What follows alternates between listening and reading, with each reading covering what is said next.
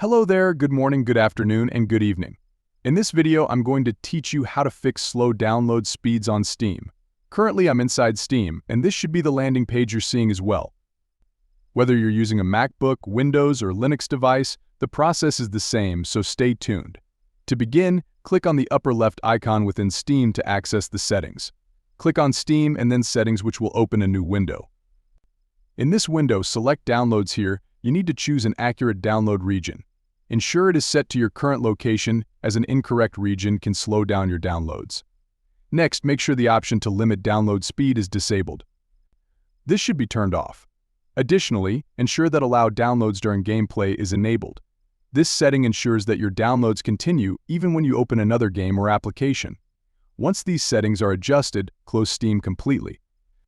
After closing Steam, minimize all windows and return to your desktop. Open the Task Manager by searching for it in the search bar. Once the Task Manager is open, navigate to the Performance tab and click on Open Resource Monitor.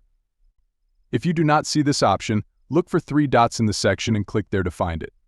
In the Resource Monitor, you will see all the running applications and any unnecessary tasks to ensure Steam is the only application using your network resources.